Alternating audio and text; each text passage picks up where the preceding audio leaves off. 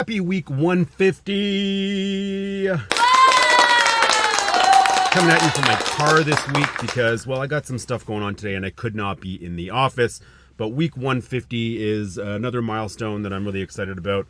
If you're new here, this is the city's only weekly market report since the beginning of the pandemic, March 2020. It's sort of ground zero, and we're 150 weeks beyond March of 2020. There's a lot going on in the market. So today we're going to talk a lot about listing supply. We're going to talk about sales activity. We're going to talk a little bit about an article that I was quoted in on CP24. And I'm going to show you some stats, and then we're going to go from there, and hopefully that'll give you a good window into what's happening in the 5 neighborhoods that I've been covering on this blog since the beginning. And I know you've been waiting for Durham to be added. It's just been a lot going on right now, so I've got to focus on my team. We've grown to 15 agents on the spring team right now, with new interviews happening every single week. So if you are an agent watching this, we're not at this point looking for brand new realtors, although depending on your experience, we might be able to handle brand new agents right now, but looking for more experienced agents that want to level up. Anyway, that's not the point of this. Let's get into week 150. So this week there has finally been, I wouldn't say a pile on of new listings, but we do have new listings added, enough to actually matter. So if you're a buyer out there right now, you might have noticed that there isn't exactly what you're looking for available everywhere. You're probably noticing that deal that you expected is not quite at the level that you hoped, but you're still doing the things and making, and getting out there and making the purchase anyway, as you should. So looking at some of the numbers, let's see if I can do this while I'm just kind of resting this on my steering wheel here. So I just want to make this very, very clear. This is not a signal at this point of any sort of secondary market correction. I firmly believe that the majority of the major price adjustment has already happened. I do not believe, based on what I'm seeing in the weekly numbers, in buyer activity, in the sentiment of the typical seller out there, I am not seeing another reason to have some sort of major market correction. So I firmly believe that we have seen relatively close to the bottom. We're kind of in that U if you were looking at a graph. So I really feel like there is good upside as we head deeper into 2023. So right now, again, this is not a sign of a whole bunch of desperate sellers that are trying to get out of the market or get out of their real estate holdings. We can clearly see, I've got this graph here from a statistics dashboard that I used called Habistat, and they have this GTA analytics dashboard. Now, I can't drill down as specifically as I do in my market report for these numbers, but even looking at a broader area, you can see when we compare from 2019 to 2023, where we started the year in terms of the number of listings. So in 2019, you can see that we had 3,187 listings to start the year this same time in January, versus way less than half of that right now at 1,376. Now, this is a mix of houses and condos. Actually, never mind. I did drill this down into the urban communities. So that's kind of what we're looking at in terms of houses and condos in the beginning of the year, which is not a lot.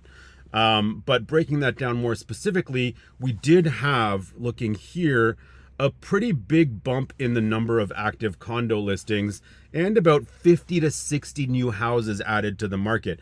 Now, again, at 302 house listings, we're looking at less than half of what was available only 3 months ago when we peaked out at around 625 listings. So we're really nowhere near the danger zone in terms of getting into that oversupplied, severe buyer's market territory. So we're still extremely undersupplied, as you can see, with less than 1 month of inventory for houses, and going down here to less than 2 months of inventory for condos, which usually sits well above 2 and sometimes around 3 months of inventory. So even though buyer activity is way down, as we've been saying week over week, but there is one community that I've always talked about, and that is the Leaside community. That Leaside, Davisville, Yonge and Eglinton, the surrounding areas there have chronically been the most undersupplied in the entire city of Toronto,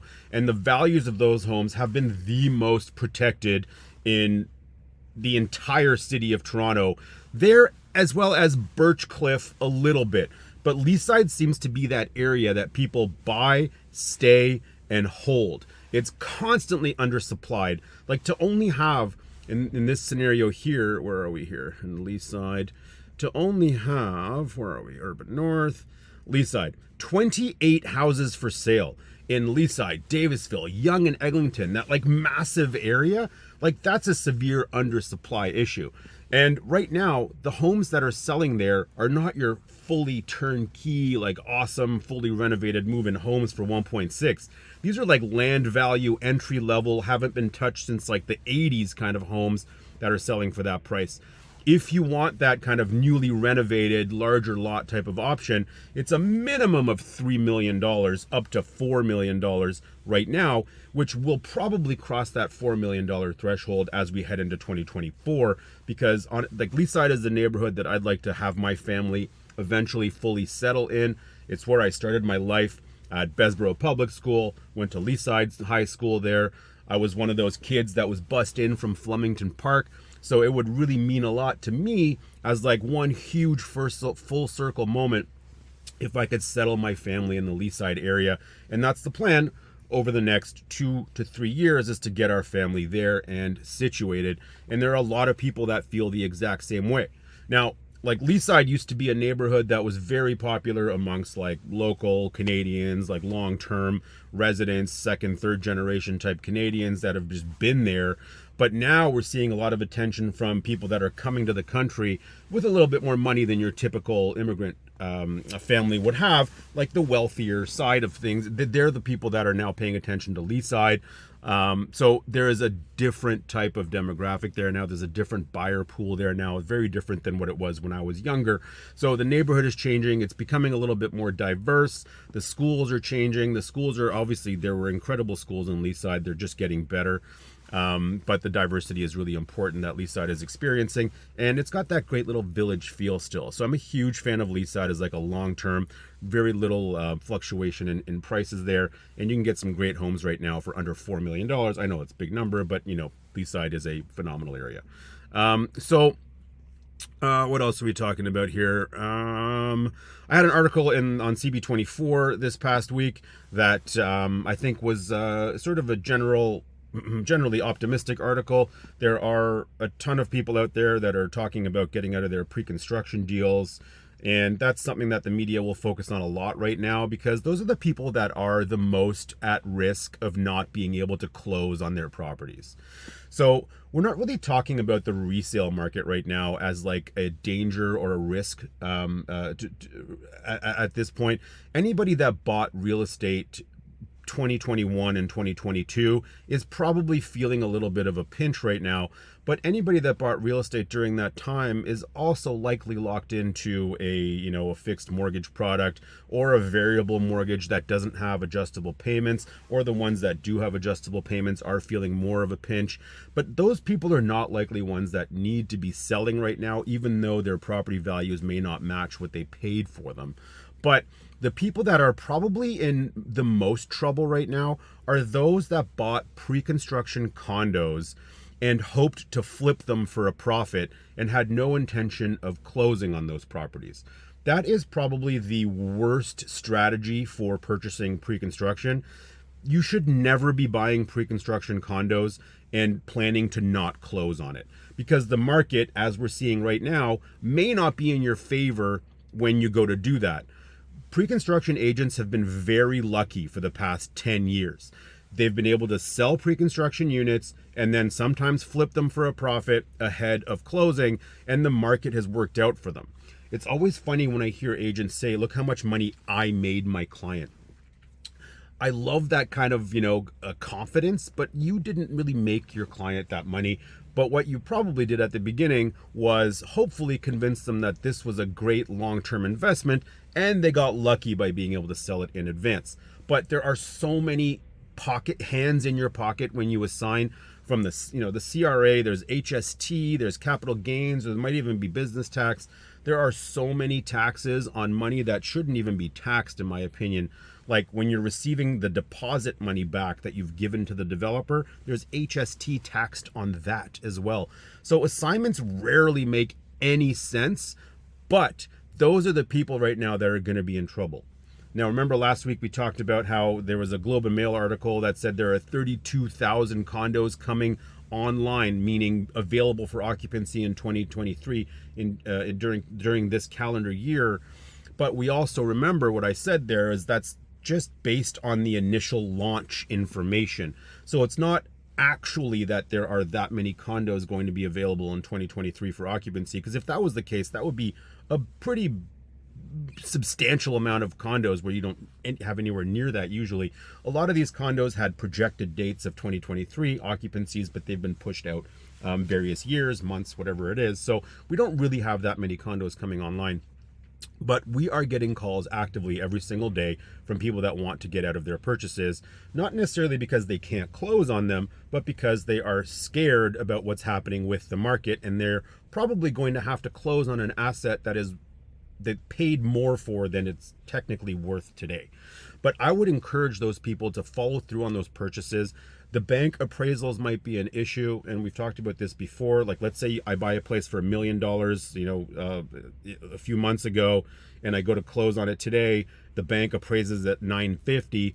I have to come up with that difference of $50,000. So there's going to be a lot of pre-construction purchasers scrambling to close on these properties, but they're going to find a way. There aren't going to be enough condos that don't close to affect the market based on the ability for people to borrow from private lenders, B lenders, and banks being a little bit flexible with amortizations, etc. There are going to be options for the majority of these people to close on these properties. So I don't think we're going to see a massive flood of these units hitting the market, because you know what I am seeing? These units are being absorbed in the assignment market. People that are truly underwater and cannot close are doing whatever they can to walk away from these units and sell them at ridiculous prices on the assignment market. People walking away from portions of their deposit. But at the same time, there are people that are still making money on these assignments too. Like, don't get it twisted here. We have one assignment right now that was in the first phase of M City in Mississauga, that Rogers development, and the purchase was like somewhere in the high 300s for a 629 square foot, 2-bedroom, 1-bathroom condo. We have right now interest at $600,000 on that condo. So that's going to be sold, and it's going to make a profit for the buyer, but they bought that in like 2015. So it's been a long time sitting and building equity. That would sell for well over $700,000 in a normal market. So technically they're giving up $100K, but are they really? No. But we also have 3 other assignments. We have 2 of them at Sugar Wharf, just down the street from the Canary District that I'm in right now. This guy paid $1,500 a square foot for these units. He somehow was convinced to buy these late in the game at these big prices. And again, that was probably somebody telling him that, hey, don't worry, you can just assign these units, and not have to close on them. But hey, here we are right now where he's probably going to have to walk away from a little bit of his deposit money to get these things unloaded to an opportunistic investor right now. So another one at 8 Cumberland, that's a building that's sold at almost, $1,800 a square foot in some cases, units in the $1,500 to $1,800 a square foot range. You're not going to get rid of that unit right now at the price you paid for it, So right now is the time to hold. If your occupancy is far out, don't even worry about it. The market's going to catch up to where you need it to be. The only people that should be considering unloading their units right now are folks that truly cannot close. Like, there's no way you can borrow money from anywhere to make something happen. Like, you have tried everything and you just cannot close on your pre-construction condo. Then call me, because I've got investors that are ready to take that off your hands. But number 2, there's got to be a way for you to borrow money. We've got access to private lenders that will, of course, the rates are super high, but at least it'll get you into the properties. You can ride out with some sort of short-term loan until the market improves. Like, there are options. So the very last option you should choose is walking away from your deposit money. That's not really the situation the majority of Torontonians are in.